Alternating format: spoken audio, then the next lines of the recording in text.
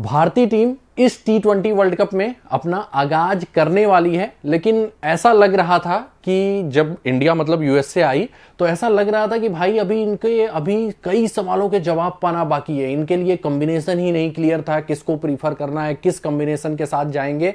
और ये भारतीय टीम मैनेजमेंट के लिए तो एकदम कह सकते हैं चिंता का सबक था ही। और जब पता चला किसको, फैंस को, तो वो भी चिंतित हो गए कि भाई हम क्या अंडर प्रिपेयर्ड होके गए इस वर्ल्ड कप में।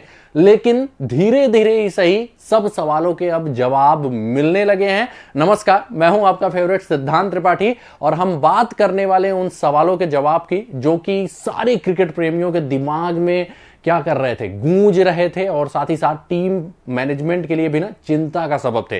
तो उन सब का जवाब भी मिल गया है और ऐसा लग रहा है कि भारतीय टीम की अब प्लेइंग 11 भी तय हो गई है जो शुरुआती मैचों में रहने वाली है। तो आइए देखते हैं पहले वो कौन से सवाल थे जो हर क्रिकेट प्रेमी के दिमाग में गूंज रहे थे और साथ ही साथ टीम मैनेजमेंट के लिए भी चिंता का सबब थे। तो जो क्वेश्चन है वो कुछ इस प्रकार के। पहला ये था कि विराट कोहली खेलेंगे, ये तो सबको मालूम है, लेकिन उनका बैटिंग ऑर्डर क्या होगा। क्या वो बैटिंग ऑर्डर जो वो आईपीएल में खेल रहे थे, क्योंकि पेसर्स को बड़ा तगड़ा खेलते हैं और वहां अटैक कर रहे हैं शुरुआत में, तो क्या ये बैटिंग ऑर्डर में ऊपर जाएंगे, मतलब क्या ये ओपन करेंगे या जो इनका यूजुअल पोजीशन रहता है वन डाउन का वो होगा। तो पहला क्वेश्चन तो ये था। दूसरा, शिवम दुबे को खिलाया जाएगा कि संजू सैमसन को, और शिवम दुबे को स्क्वाड में रखा गया उनके स्पिन प्लेइंग एबिलिटी के लिए, तो क्या शिवम दुबे स्क्वाड में जगह बना पाएंगे, ये भी क्वेश्चन था। और फिर तीसरा क्वेश्चन था, क्या इस बार इंडिया 2 ही मेन पेसर्स के साथ जाएगी या 3 मेन पेसर्स के साथ जाएगी।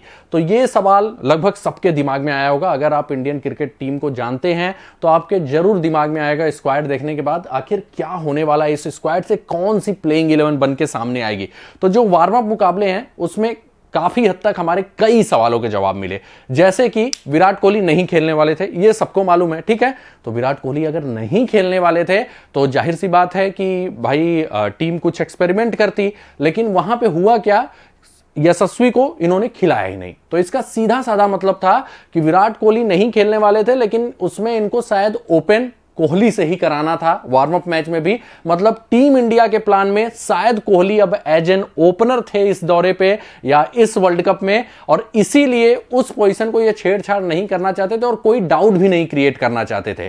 तो इसीलिए इन्होंने यशस्वी को न खिला करके सीधे सीधे संजू को भेज दिया ऊपर, क्योंकि उन्हें टेस्ट भी करना था। तो उन्होंने सोचा जब विराट नहीं है तो उस प्लेस का हम उपयोग कर लेते हैं।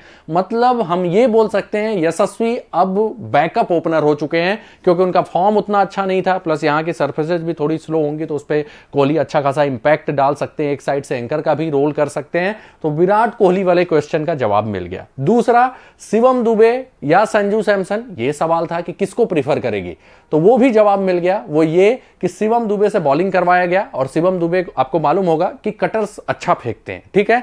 यहां पे सरफेसेस स्लो होने वाली हैं और उन्होंने 3 ओवर में 2 विकेट भी लिया, तो ज्यादा चांसेज है कि Shivam Dube as a spin hitter खेलेंगे भी और उनके बॉलिंग का भी टीम यूज करेगी। एक और क्वेश्चन था अगर हम इसमें ऐड करना चाहें तो संजू सैमसन और ऋषभ पंत का, तो वो जवाब मिल गया भाई। संजू सैमसन मौका मिला 0 पे चले गए और ऋषभ पंत उसका पूरा फायदा उठा के हाफ सेंचुरी लगा ले गए। तो वहां पे भी एक जो जवाब था वो मिल चुका है। और ये दूसरा है, मतलब लास्ट क्वेश्चन जो है कि 2 मेन पेसर या 3 मेन पेसर, तो इसका जवाब आपको पिच के हिसाब से मिलेगा, क्योंकि टीम मैनेजमेंट उसमें चेंजेस करते हुए नजर आएगा। जैसे ही उनको 3 पेसर की रिक्वायरमेंट होगी वो तीनों खेलेंगे, और जैसे ही 2 पेसर की रिक्वायरमेंट होगी तो वो क्या करेंगे कि युजवेंद्र चहल को खिला देंगे अगर टर्निंग ट्रैक होगा। तो इस हिसाब से टीम चलता है। तो कुल मिला के जो एक्सपेक्टेड प्लेइंग 11 टीम इंडिया का दिखाई दे रहा है, और ये लगभग कंफर्म है, वो ये है कि रोहित शर्मा विराट करेंगे ओपन, फिर आते हैं सूर्य कुमार यादव, शिवम दुबे, ऋषभ पंत, हार्दिक पांड्या, रविंद्र जडेजा,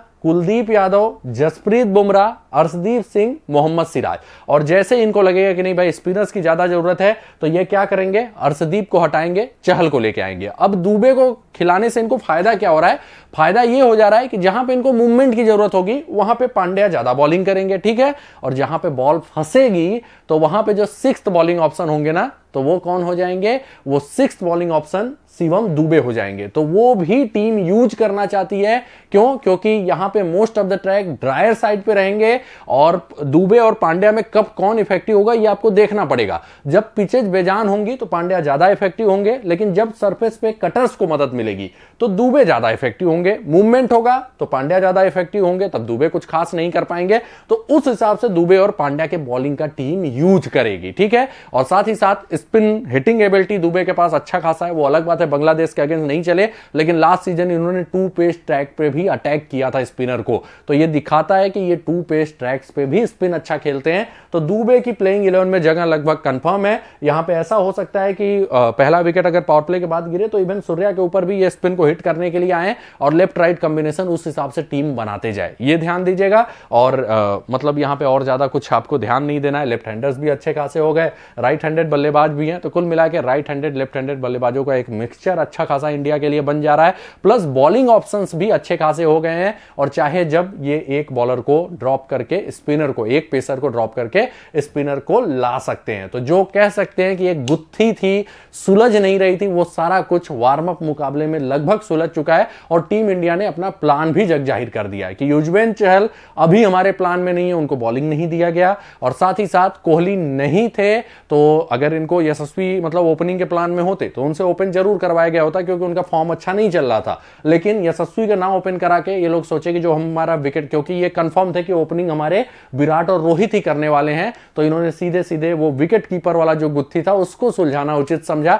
और उस हिसाब से प्लेयर्स को मतलब भेजना स्टार्ट कर दिया। तो कुल मिला के वीडियो में यही है और आपको होपफुली सारे सवालों के जवाब मिल गए होंगे। तो वीडियो पसंद आया हो तो लाइक और शेयर जरूर कीजिएगा और शेयर जरूर करिएगा भाई, दूर दूर तक पहुंचे, सबको पता चले क्या प्लेइंग 11 इंडिया का हो सकता है और जो सवाल थे उनकी क्या जवाब थे, ठीक है। तो इसी के साथ वीडियो समाप्त होता है। वीडियो को लाइक और शेयर जरूर कर दीजिएगा, चैनल को सब्सक्राइब करके बेल का आइकन भी प्रेस कर दीजिएगा और जो भी फेसबुक पेज पे है पेज को लाइक करना है, फॉलो करना है। मिलते हैं अगले वीडियो में कुछ नए अपडेट्स के साथ, तब तक के लिए आप सभी लोगों को धन्यवाद। जय हिंद, जय भारत।